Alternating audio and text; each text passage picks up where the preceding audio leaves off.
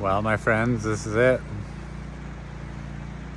See that U-Haul in the background? We are packing up, moving out. It's a bittersweet time in a way. We had such a beautiful dream for this place. We really did. And we came out here with all the high hopes and all the enthusiasm. And we built some really cool stuff. This fenced garden, this little baby orchard behind me, all these young little trees. There's our Christmas tree from Santa Monica that we brought up. Doesn't look like it's entirely happy, but the fruit trees look pretty happy. Built our chicken coop over here. More of a chicken fortress, really. We're about to check it out right now. Probably spent way more money than we should have, but gonna make things nice for your little flock. And now it's been completely, or I shouldn't say completely, but at least partially converted into this funny little kid's kitchen. I remember being out here late at night, actually, planting these trees because we drove all the way up to Oregon to pick them up. A couple-hour drive. We had them in the back of our truck. And then once we got home, didn't have any time to plant them in daylight. Went, had dinner, put the kids to bed and everything. Actually, it was one kid at that time. And then I remember it was a pretty bright moon that night. I came out here and I was just digging a hole in the moonlight on our new land. And it felt like such a special, beautiful moment. All this hope for what we were planting here, what we were growing here.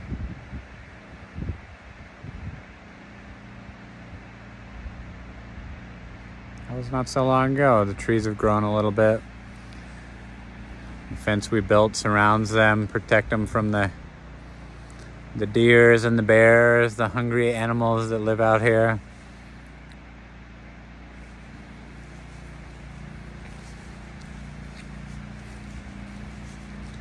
It's bittersweet to say goodbye to this place. It is like letting go of a dream. All the visions, all the ideas we had for this place, this beautiful land in one of the cleanest, if not the cleanest watersheds in North America. Just crystal clear flowing water right through the property. And we're gonna build our little paradise here. Didn't even have to do that much building. Already paradise, at least some version of it. But it wasn't really paradise for me, and it wasn't the total fit for a little growing family. And the problems that it had grew bigger and bigger as time went on. This is our little custom built outdoor bathhouse.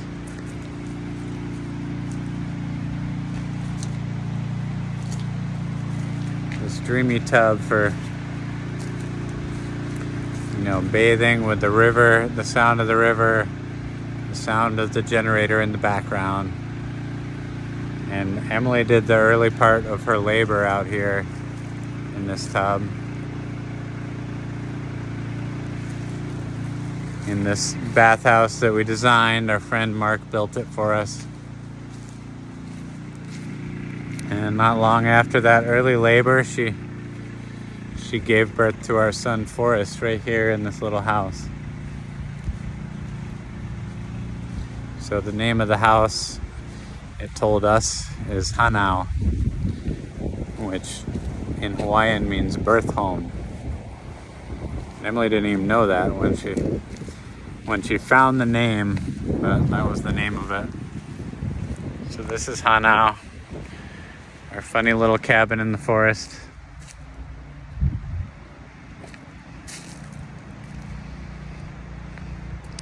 house itself is nothing too fancy, just a 1-bedroom, open floor plan. Nice high ceiling. Not much space. No ventilation in the bathroom. But a sweet little wood stove that really heats the place up. So our son was born here in the autumn, on September 27th. Less than 2 years ago. So we're going to enter the garden here. Come on in through the gate. This is the hand-built gate that me and Mark put together, all with wood from the property. And each one of the stones for these garden beds was individually brought up from the river by us. That was one of the first things we did here. We had just the little circle that you see behind me where the tulips are, and nothing else to work from. None of these fences, none of these beds or anything. So we built all this. As soon as we got our truck, we pulled all these stones up to the garden from the river, one by one, of course. And I made these concentric circle beds, dug each and every one of them. Might have had a little help, but pretty much dug each and every one of them myself. And we planted them with all kinds of delicious fruits and vegetables and herbs. A couple of years ago in the summertime, this garden was just really flourishing. You know, having the everyday love and care and maintenance and water that it truly deserves. And the following year, it was a bit of a shell of its former self, as we had now had another child and about 100 more responsibilities on our plate. And not as much time to just be out here tending to the garden, tending to our businesses and all the physical and mental requirements of living out in the forest on an off-grid property. And of course raising 2 young children out here.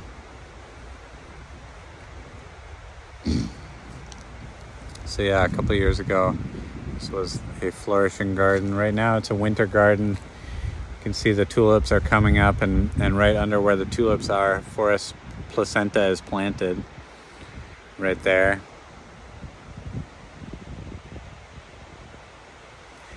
In the center of the mandala. And so a big blessing about the people who are selling the property too is the other day when we were taking a walk around, they were showing it, or I was showing it to them. The first thing that they said to Forrest was, you can come back here anytime that you like. And so that's a big blessing, because honestly, when we look at it with a practical eye as to what we really want and need for our family, this isn't the place for us to stay full time. It's too far out, too isolated, too cold and wet, and too much time needs to be spent just maintaining, just keeping the property actually running. When instead I want to be out doing other things. So those things are going to materialize, and as we release the weight that we're holding with this place, we'll see exactly what they look like. Of course, I'll keep you guys posted. But this is the meditation spot. Didn't require too much work to really make this happen, but it was, just kind of leveled out the ground a little bit, carried the bench over here, and then I cut the window so that you can see the river from the meditation spot. Quite a lovely spot. Rarely had time to actually come and sit there, but I did from time to time.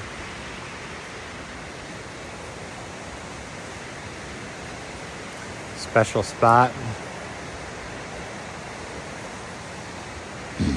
And so this creek flowing through the property is Little Jones Creek, which is a tributary to the Smith River, which I believe, as I mentioned, one of the cleanest, if not the cleanest river in North America.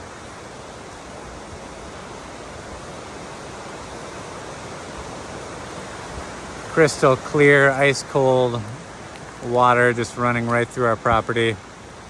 So clean you can pretty much just drink right out of the creek, although we did filter it a little bit. And then also get water from the spring that's right up the road.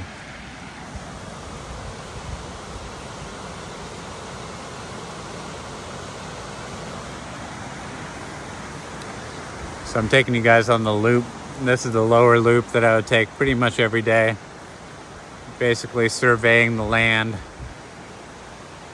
getting my exercise, enjoying the river and the sunshine or the rain, the sound of the flowing water,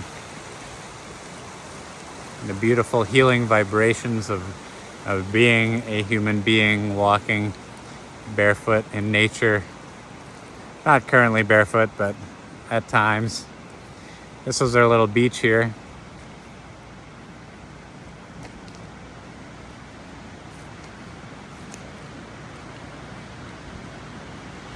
Place where we would come to bask in the sunshine, swim in the river. I took one sweet last dip today as the sunshine was hitting the river. Took my opportunity to dive in with my sister Catherine, which was really lovely. It was her first time seeing this property. Over here we cut a bunch of the understory so that you could really see up and down the pathway of the creek.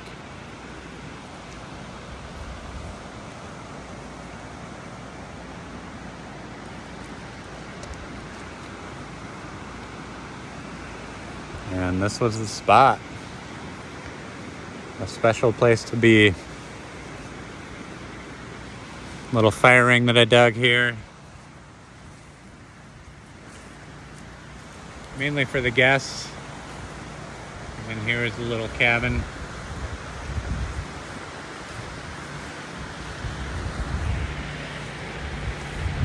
We're just cleaning everything out.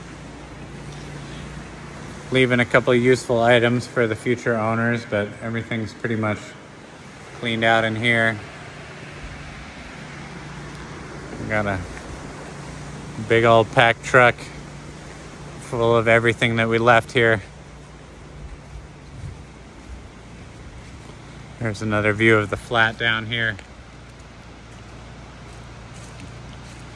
So this was the camping spot, the party spot, the bonfire spot down here. And heading right back up to our front porch.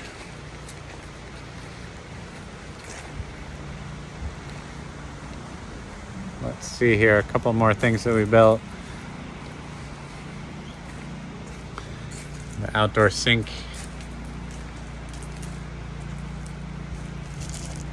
Looks like it could use a bit of a clean before we leave. And over here, laundry shed. Also finishing that right up. Here's all of our stuff.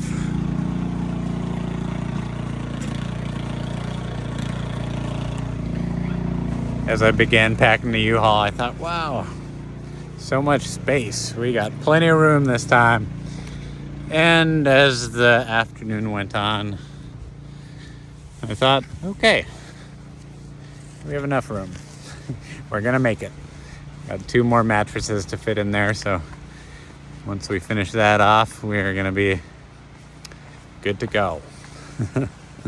Wrapping it all up. Walking up the hill now. There's a trail that we built that goes down out along the creek there, and then just wraps back around to meet up with the road that I'm walking on right now. Me, my brother Daniel, Mostly built that. We had some more help from Phil, some other friends. But the trail building project was always something I was passionate about and loved doing. So I wanted to have a whole loop that you could walk around this place, which you kind of can, but there's a lot of sort of incomplete trails and projects that just didn't really make sense for me to spend a ton of time on while caring for the family, building the business, etc., etc. Couple little items here. Our friend just cleaned it out. We have a couple of things left, but this is the yurt kitchen and the yurt itself. Mostly looks like almost entirely cleaned out. A couple little items left here.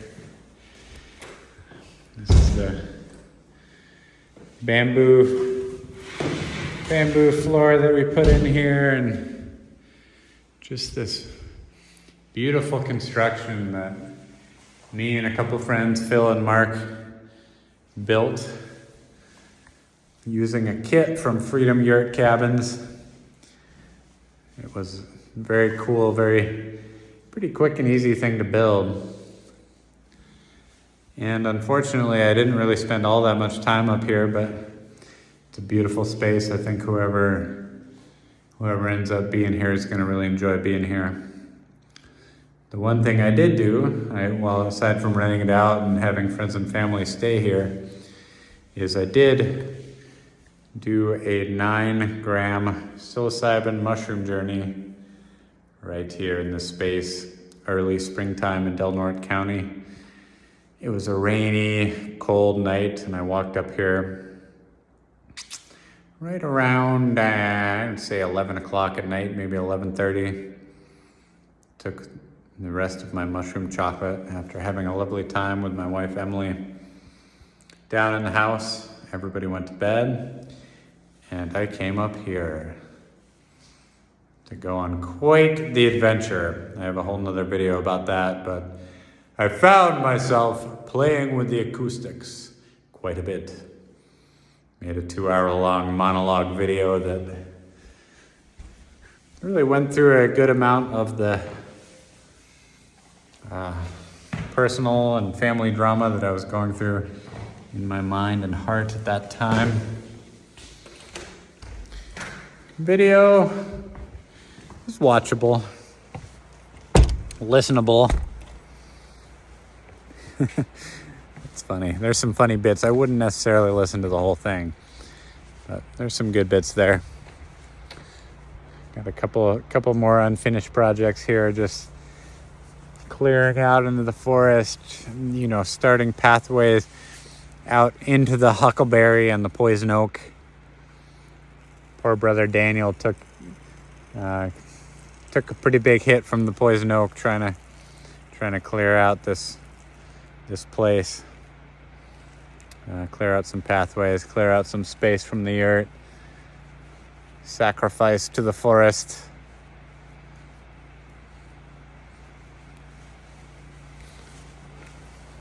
But yeah, this yurt was the first